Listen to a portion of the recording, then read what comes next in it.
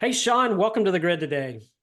Hey, Chris, good to be here as always. As always, and welcome all of our audience. We've got a lot to cover today. So we're going to Boy, jump have right in. I've got my handy list right here of the stories right off the news wire. But the first thing I think I wanted to open with, Sean, was really a reference to Katniss Everdeen, the girl on fire. Now, many of you have probably seen the movie Hunger Games. You know that kind of a cute little thing. The difference is, and the reason I brought that in, I feel like the world is on fire, except for unlike the movie, people are getting burned. And so, Sean, as we step into that, I'm just curious, do you feel like the world's a bit on fire right now? Oh yeah. I really feel like that we stepped into what scripture calls out of Timothy, Second Timothy, something or other, I think chapter 3, the perilous times. I think we hit it in 2020 with the advent of COVID because Mm. that was the first time we had the majority of the globe focused on one thing. I think that's a great point. Speaking of the globe, my first story has to do with the interconnection of countries, in particular, immigration or what I would illegal immigration. This should be the number one story today, but yet it has been strangely silent. A lot of people have not heard that 8 terrorists were arrested in New York, Philadelphia, and Los Angeles. But here's the kicker: not because they came over in some refugee boat and snuck in the tide. Now, these folks came in through the regular border crossing process. And in fact, in one case, the terrorists actually used the app that the immigration department used to help people process in a more streamlined way. Before I totally dive into this, Sean, does that make you nervous? Does that give you pause? It gives me, I don't even have the words for it. I just like, I've got to stop being surprised at our capability for stupidity. Yeah, sometime, many years ago, Bill O'Reilly on the O'Reilly Factor was actually talking to, I think it was Jesse Waters, but anyway, he was basically talking about all the people who didn't even know what July 4th was about. And he said, but hey, our Constitution allows people in our country, citizens, to be morons. He said, just unfortunately, more people are exercising that right than ever before. And I thought that, yeah, that was spot on. Well, as we think about this whole, everybody knows that immigration is a complete disaster right now. I love how Karine Jean-Pierre, the White House press secretary is maybe the worst ever, says, "Oh, this is the Republicans' fault." I won't even go why she said that. I'm like, yeah, whatever. It doesn't even faze me anymore. But then I was thinking about Mayorkas though. When he claims the border is secure, that's what he says, the border is secure. I actually think he's probably talking about the border of his wallpaper in his living room because he sure ain't talking about the border of the United States of America. And when we think about this, we're not just talking about immigration now with terrorists. We're talking about fentanyl. We're talking about drugs. And all those drugs kind of have a single source, particularly in Mexico, and that is the drug cartels. Sean, cartels are a big part of the world on fire. But it's not just the Mexican drug cartels, is it? Oh no. I Do have tell. come to identify that we have our own cartel. And I know some of you might think that this is funny, and it is kind of funny. But I'm looking at this seriously. I looked up the meaning of the word cartel, and it fits with OPEC and all that. You've got these oil producers that come together and they set a price. But the secondary meaning of cartel basically is when you get some groups to come together and they collude, they agree on something, and then it's hard to shake. Anyway, so that's kind of the rough view. So with that being said, the Democrat Party has a cartel. So in And particular, like with the border, do you mean like the administration, the lawmakers, Democrat mayors are all vested in letting in as many illegal immigrants as possible? And they've colluded to do this so they eventually can give amnesty and increase their voting block by 10 to 20 million folks? Do you mean that kind of cartel? that's level one. Yes, where they all get together, where we have a problem in our city, but instead of saying, "Hey, Joe Biden, shut down the border," which would be the simplest thing, he says, "No, instead they ask for more money. Send us more money. forget about closing the thing. But yeah, that's level one. But that's the political aspect of the cartel. Then you've got the news media. The news media, as we all know, they are in lockstep, and they sling out the talking points like it was fertilizer. In fact, they just share it back and forth. We've seen that before more than once when we've seen internal memos accidentally leaked where the talking points of the media, the talking points of the DNC were identical, written by the same person in those quote unquote independent organizations' hands. You know, that's a good point. When I'm thinking of collusion, I'm thinking within the government, but you're really talking about collusion between the government, between a progressive agenda with media to go along with that. So it's really kind of this trifecta. Well, and then I think it's safe to say that we also have agencies. We've got the Department of Justice. We've got the FBI. We've got the CIA. They're not supposed to be political, but they are falling in lockstep with a political agenda. So I would put them in there too, Yeah, because I they're think covering up laptops, they're lying about things that we yeah, know are not true. you're absolutely right. In fact, we saw the number 3 person in the Department of Justice actually resign their position, and then all of a sudden appear in Alvin Bragg's DA's office in New York, and then 3 months later, the charges against Trump were filed. That has led to this. I mean, there's collusion everywhere, right? Well, that helped because of the Department of Justice. I want to jump right into the Hunter Biden conviction that happened this week because there's some really interesting takes on this that I want to share. Both what does it mean criminally and what does it mean politically. So many of you may or may not know Hunter Biden was convicted this week on all accounts for falsifying his application for buying a firearm because he's an addict. Now, what does that mean criminally? I don't know. I mean, is he really going to go to jail? Do I even care? But politically, much bigger story. And the criminality of something not so closely related is also important. But it's the collusion I want to talk to about first. This actually was never supposed to see the light of day. And it wasn't because the DOJ secretly had cut an unbelievable sweetheart deal that ought not only basically would say, hey, Hunter, we realize you've been an addict. We're going to forgive you. Everything's good. But it also indirectly pardoned him, for lack of better words, from any future crimes of pretty much anything, including tax evasion, including violating the foreign, I forget, it's called the Foreign Agency Act, I think is what it's called, when, you know, he's been hopping around the world collecting bags of cash for daddy and the Biden family. It would have given him immunity to all of that. But when a judge, a very courageous judge, saw this, he's like, what the heck are you guys doing? You can't do this. Does this mean you're giving him immunity for everything? Well, the Department of Justice, their attorneys were kind of caught red-handed, and they were like, well, no, not really. And so Hunter Biden's attorney said, well, wait a second. That's not what we agreed to, which should have been a first clue. But they said, we agreed to full immunity. If you're not given that, then the plea deal is off. And that's exactly what happened. And the momentum gathered. That's how we're here in court. Do I really care that Hunter Biden lied on his application to get a firearm? I really don't. Do you, Shaun? Is that really the big deal? No, not really. I mean, it's what sickens me is that it's possibly the Al Capone strategy. It's like the man is guilty of so many things, but what's the one thing we can actually get him on? Tax evasion, or in this case, a gun. So, yeah. So politically, you think the White House is happy about this conviction? I don't know. It's hard to say. I think they are, and here's why.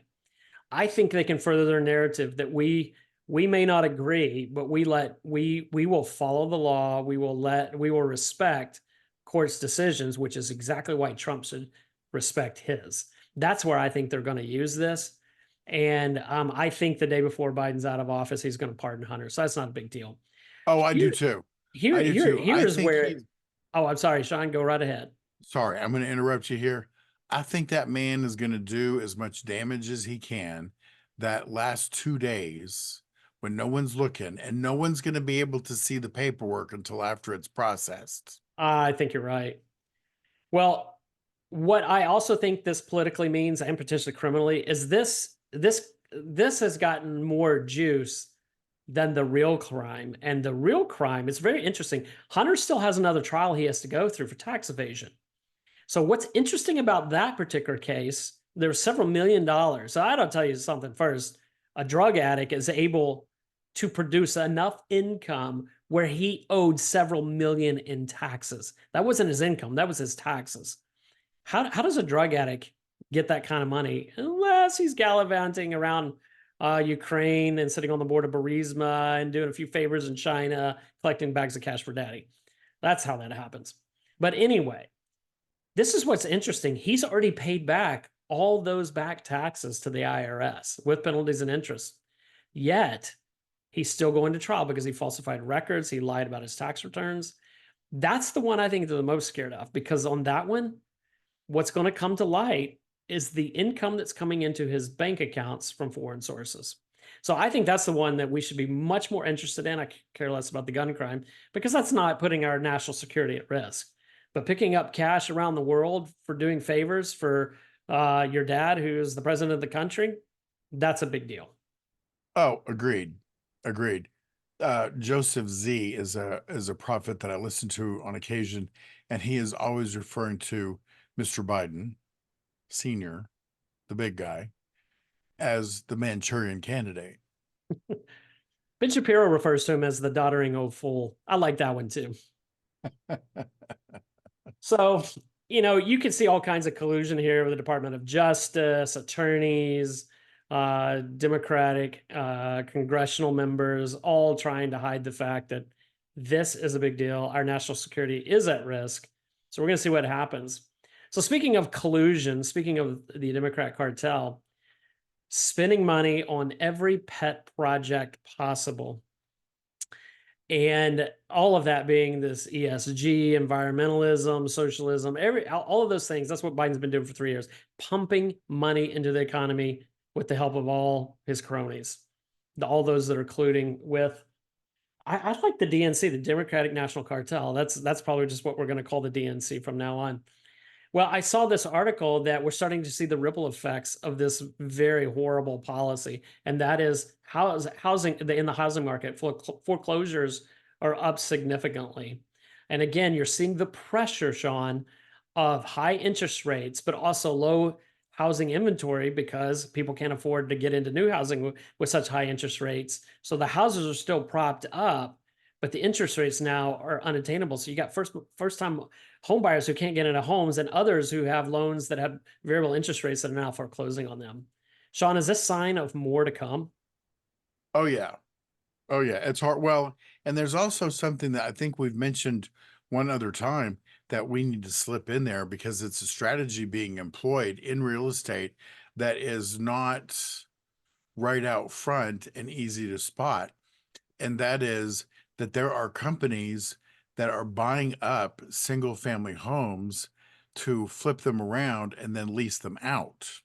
Yes. Problem now, that's if it's you and me and we bought 6 or 7 homes and then we turn around and lease them, that is a good strategy for doing business because it's a legit business, leasing out homes and making money and income from real estate.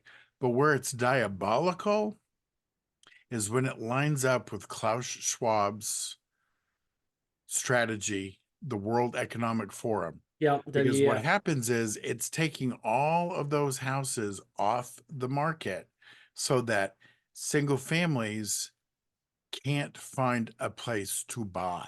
And just for the audience, is to make if you haven't listened to our podcast on ESG and the World Economic Forum, what Shaun's talking about is there's a principle in the WEF that Klaus Schwab adheres to, which is that no one should be able to own anything, that it should be owned by the state and corporations, but that private property ownership should be something that disappears. So what Shaun is speaking to is what we would say is the reality of that materializing. Yeah. And there are times when I get a call, almost once a day, somebody wanting to buy my house. Yeah. My house isn't for sale.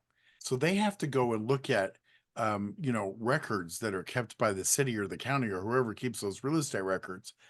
So I'm constantly I get it right now. I get at least one phone call a week and probably a couple of pieces of mail uh, a couple times a month, asking, hey, are you interested in selling the property?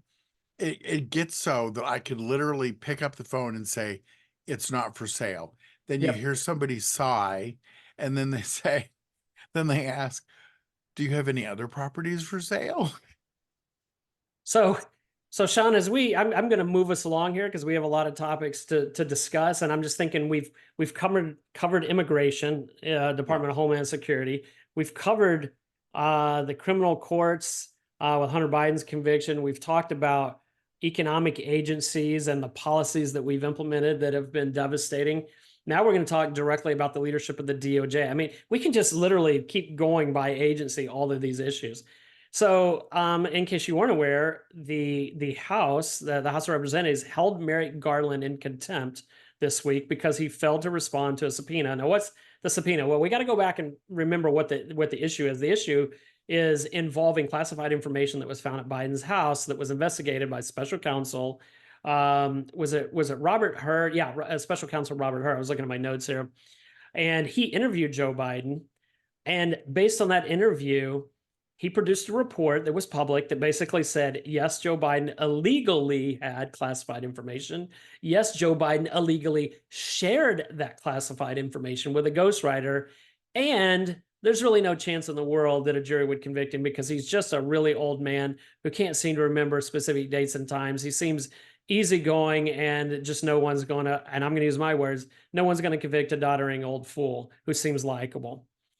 Um, well, the Republicans said, we want to hear the audio. We've seen the transcript of that. We actually want to hear the interview. We think it speaks to his competence to be able to fulfill the duties as president of the United States. And Merrick Garland has said no. And Merrick Garland said no because he said the Republicans are just going to use this for political purposes. So the Republicans, and I'll get to that in a second, but Republicans held him in contempt, and the Department of Justice has already communicated to the House that they will not execute that contempt because they believe that Merrick Garland has not committed a crime. So there's already a battle going on between the Department of Justice and the House. Here's where I wanted to focus on. For an administration that seems to tout all the time about the rule of law, in this case, Merrick Garland doesn't get to decide whether or not a subpoena he thinks it's going to be used for political purposes. I'm sure to some degree it will be. I'm sure there's some on this committee that are going to look at it for what it is and whether or not Biden should be even president. Should we not invoke the 25th Amendment and actually have him removed prior to the election? There are some that may be looking at it from that purpose, but it doesn't matter. It doesn't matter if it's going to be used for nefarious purpose at all, Shaun, because the law is the law and that he must turn that over. Where am I wrong? Well, and it's rich. The pot call it, what is it? The pot calling the Calling the kettle kettle black, black. Yeah. because they wouldn't waste any time doing anything nefarious if they thought they could get away with it. And how do we know that? Because we've seen it in the news. We're paying attention. Yeah, it's 100% laughable. First of all, there's due process. What's the due process? Please turn over the tapes. Oh, you won't turn over the tapes? We'll subpoena you.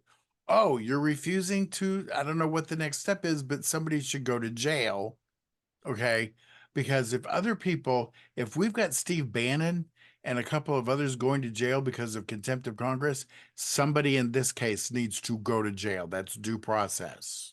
Yeah, a lot of people don't realize, Shaun, that Congress actually has subpoena power, just like a law enforcement agency does. So when they issue a subpoena, they have every right that if you violate that, they can hold you in contempt, and there can be consequences for it. Well, And as we those tapes further support what you're saying, in that if he is the doddering old fool, then we've got the evidence right there, and it's not political.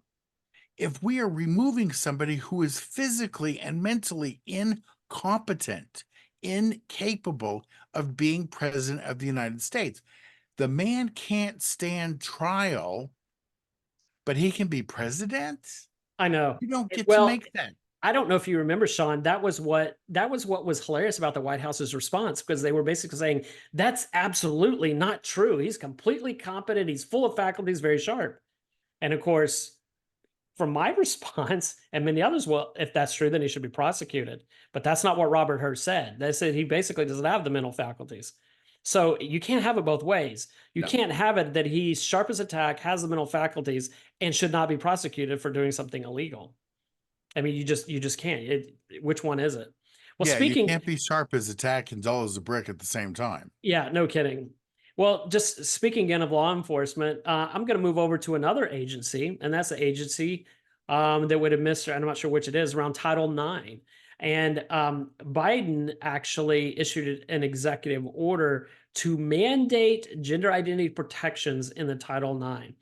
Well, that's what he's been doing, because we could go all the way back, but what we've seen this administration do a lot, actually the Barack Obama administration did as well as too, is they tried to redefine in the Civil Rights Act that sex meant that when it says, you can't discriminate on sex, that meant gender identity, transgender, LGBTQ plus, all of those things, which really wasn't even talked about at that point. That was never Congress's intent. But from a federal agency standpoint, and anybody who receives government funding, there's been this big push to kind of mandate to be embedded in some of those protections. Well, a federal judge in Louisiana said, yeah, no, not so fast. This is a complete abuse of power. He completely put it on hold. And so that's also going to make it through the system. So we could probably do a whole podcast at some point on the number of things that Joe Biden has done that has gone to the courts and been struck down. OSHA mandates, Vansing mandates. I mean, you just name it. There's a ton of them. And speaking of the courts, I don't know if you saw that the Supreme Court struck down the ban on bump stocks for firearms. Now, number one, it was a ban that was put on during the Trump administration. So I want everybody to know that we are fair. I didn't agree with it then, and it didn't matter which president it was. But for those of you who don't understand, I'm not going to get into too much technical details, but a semi-automatic firearm requires you to depress the trigger for every shot, okay? A bolt action or lever action, you shoot, then you manually have to pull that shell out, put it back in, and fire. And a machine gun, you pull the trigger, you hold it down, and it just rapid fires. A bump stock is something that you put on a semi-automatic rifle that speeds up the rate at which you squeeze the trigger, but you still have to depress the trigger for every shot. That's how I understand that it works. Well, what the ATF did was it said, we're going to redefine a bump stock as a machine gun, and therefore it's outlawed. Well, this has gone up through because it was, I believe the dealer might have been in Texas, actually. He sued and said this is not, in fact, a machine gun. And he challenged it with Supreme Court, and they agreed, 6-3 decision, and said, no, this is not the case. So I just put a plug in there, Shaun.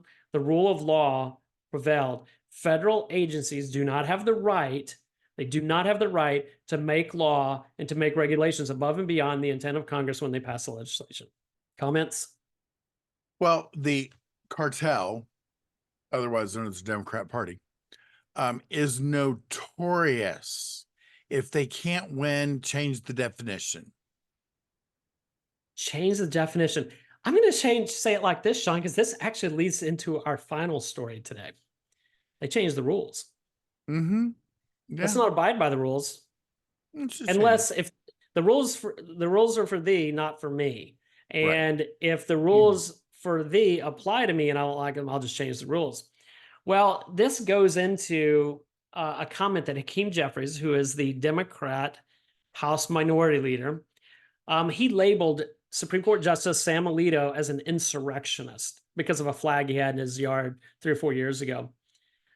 You know what? I could care less what people think about the justices. They are under scrutiny all the time. I care that they're safe, but I don't really get excited about what people call them.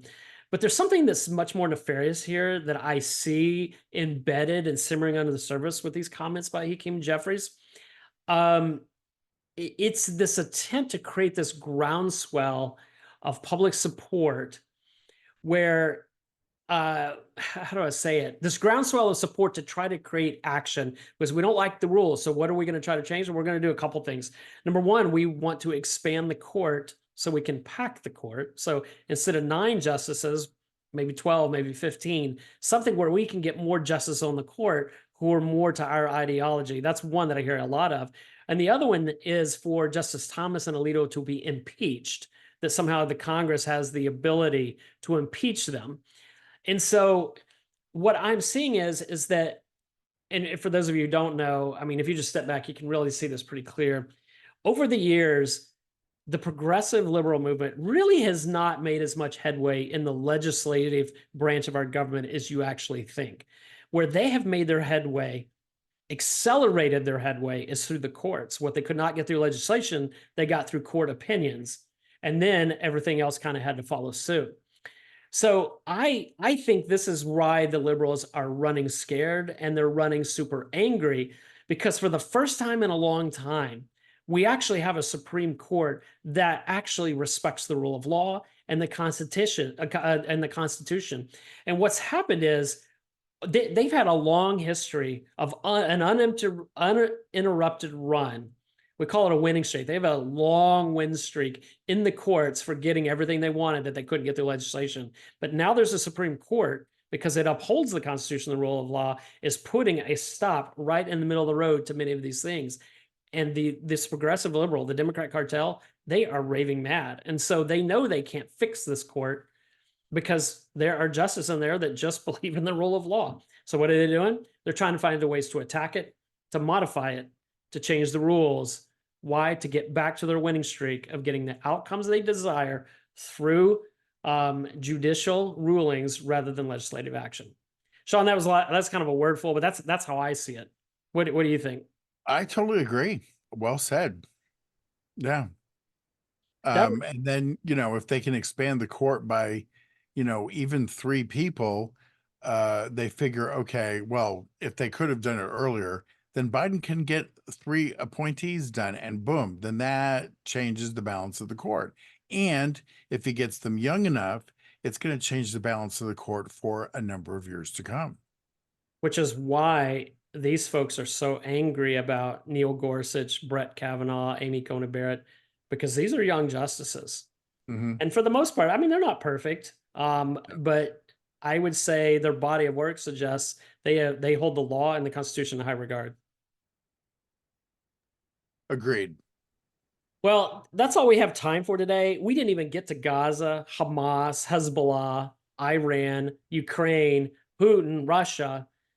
Shaun, as we said earlier, it feels like the world is on fire. And sometimes I think the epicenter is not really in the Middle East, and it's not really in Europe. Now, I think biblically it is, but I think the world's on fire because I'm going to quote something that I heard before that I just think absolutely rings true. The reason evil succeeds is because good men do nothing. And in our world, in the global economy, in the global perspective, the United States is that person. And when we do nothing, the world is on fire. You see, we're on fire here. We just touched on all of these issues as we went through these, and these are just a smidgen of what's really going on in the world. And we are not operating and walking in our position of leadership and influence in the world. This is what you get. Exactly. And here's the deal, folks. There is nobody to come to our rescue.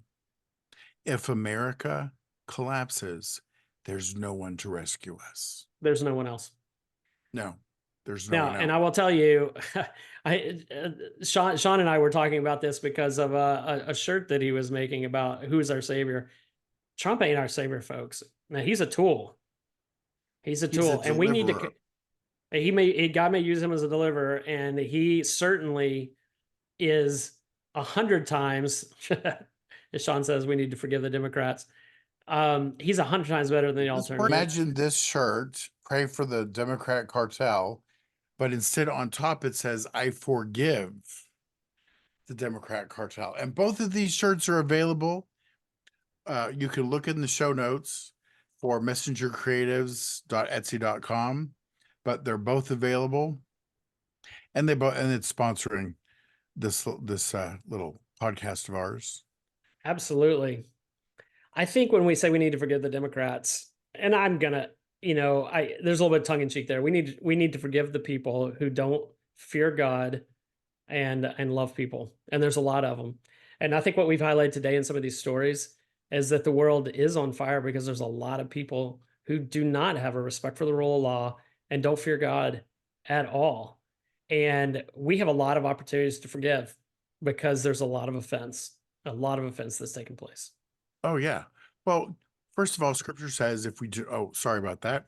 Scripture tells us if we don't forgive, we will not be forgiven. So we're talking to believers right now. So if you're watching this and you're not a believer, believe it or not, this doesn't apply to you. But scripture tells believers, if you do not forgive, you will not be forgiven. Now, when it comes time to pray for our country, we need to pray for the Democrats. And if we forgive, then any influence that unforgiveness has over our sight and our ability to hear from the Lord, that cleans things up so that we can better hear from Him how to pray for them. Because many of the folks that are there's folks in office that are operating in hypocrisy and deception. They know what the truth is and they're peddling lies anyway. They're getting their pockets lined, and that doesn't mean that the Republicans don't, some of them don't either, but we're talking about the cartel. It's very clear that the Republicans don't have a cartel. They can't get together and collude on anything. They can't agree on how many candles go on the cake. We can't Anyway, agree on a speaker. right, couldn't agree on a speaker. It's like then once they got, it was like, oh, let's get rid of him too. Anyway, love you, Marjorie Taylor Greene, but you got to back off that sauce. Oh my word. So anyway,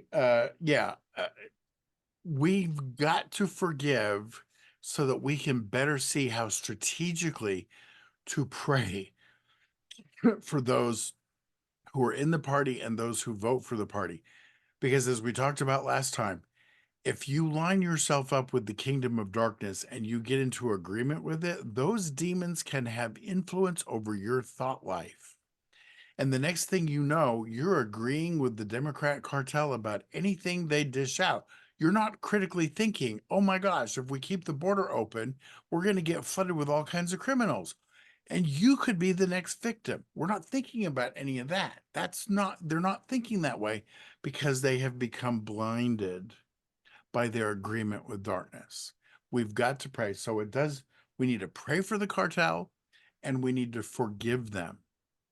Yeah, I think that is a great way to end today's show. Prayer and forgiveness. Shaun, is that not like the answer to most things? Almost every time it is. We come up with all these different solutions, all these world problems, and then when we circle back around to the condition of the soul, the condition of man, prayer and forgiveness. Shaun, it was great to have this conversation with you today. There was a lot to cover. Does feel like the world is on fire, but Jesus is our eternal hope. He sure is. Till next time. Till next time.